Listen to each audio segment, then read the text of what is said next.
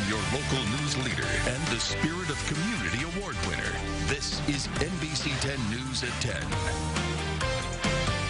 We have a shooting near Winsboro Road in Monroe. Details are limited, but one person is dead, and we hear from that victim's family.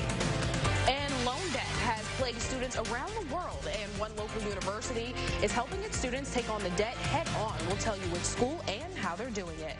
Plus, JP Morgan Chase is donating hundreds of thousands of dollars to help boost home ownership in Monroe.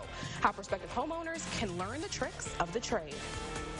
Hello, and thank you for spending your weekend with me. I'm Chelsea Jones. One man is dead after a shooting near Winsboro Road in Monroe this evening. Now, details are limited, but it's our top story tonight. Family is identifying the victim as Christopher Maurice Coleman. As you can see in the video coming up, there was a heavy police presence there at Winsboro Road. This happened around 6 p.m. It is unclear what happened and what led to the death of Mr. Coleman. At this time, we don't know if any other people were injured. Witnesses do tell us that a towing company took a Dodge Challenger away from the scene, and police have not confirmed any details as of yet. However, the family says they know that Coleman didn't deserve to die. This not no game out here. Something needs to be done. My brother had a heart. He'll do anything for anybody. He was a gift. He ain't around here killing nobody. The Coleman family says they want justice and someone to be held accountable. We are waiting to hear from Monroe Police, and we will continue to update you as more details become available.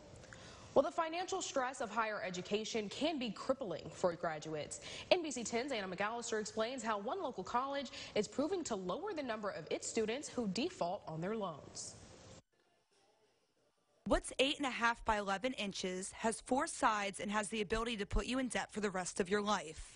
If you guessed a college degree, you're right on the money. Speaking of money, a report done in April by the Federal Reserve Bank of New York estimates that as many as 44.7 million Americans have student loan debt.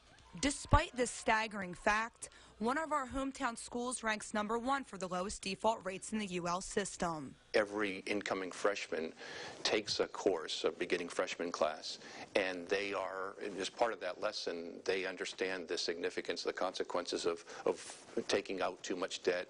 ULM is taking initiative when it comes to preparing their students for loan payment after graduation. The national cohort default rate, or the rate of students who don't pay on their loans within 3 years of graduating or dropping out, is 10.8% nationally and over 11% for the state of Louisiana. ULM's most recent cohort default rate is 5.5%. That number has been going down over the last couple of years. Dr. Michael Camille credits the decline in part to several university departments.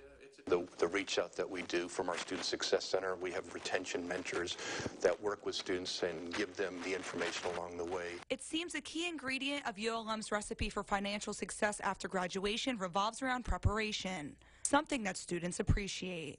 We're already trying to find a career that will be able to allow us to live, so it is important so that when we graduate, we're not stuck in a financial hole. Reporting in Monroe, Anna McAllister, NBC 10, your local news leader.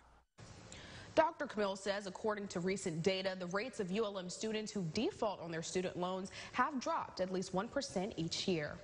On to a news update. Monroe police are asking for the public's help in tracking down surveillance video that could lead to clues about Thursday's explosion at Cloyd's Beauty. Now, details are limited, but here's what we know. It happened around 3 p.m. on the 25th 100th block of Ferron Street. Police say a device exploded behind the beauty school. Multiple agencies, including Louisiana State Police and the FBI, are investigating.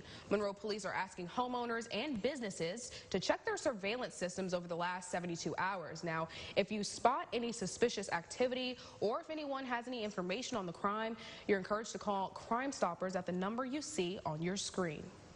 Monroe City schools have a new sexual education curriculum. According to our partners at the News Star, the school board voted to allow a 1-week adolescent reproductive health curriculum. It will be piloted in 8th grade classrooms. The evidence-based curriculum was reviewed and recommended by the board curriculum committee, and parents appointed by board members served on a review panel. The 5 lessons will be taught by a registered nurse, and Ouachita Parish has some of the highest STD rates in the state. Now, parents can opt out if they do not want their child to participate. Well, a lot of news out of Monroe tonight. The city also received a huge donation today to help battle blight and boost home ownership in Monroe.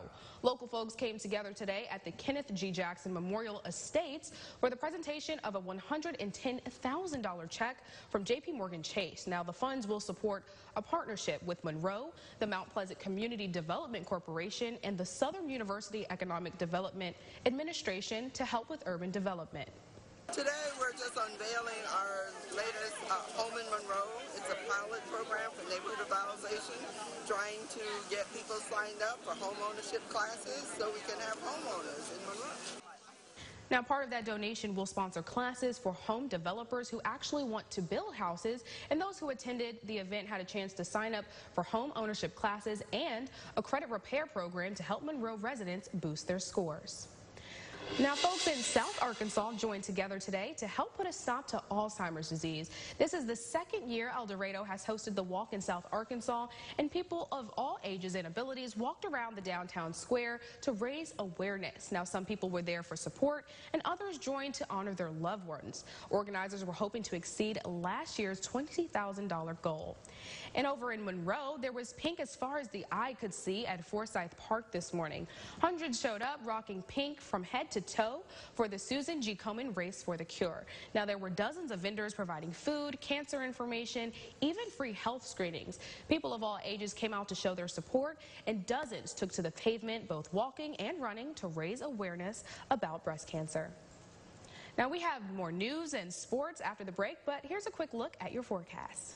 Yeah, this late summer heat is gripping the Ark Limit. It's going to be sticking with us for quite a while longer. So don't get rid of the frozen treats or ice cream just yet. Time out how long the heat will stick around. We'll see some relief when NBC 10 News at 10 continues.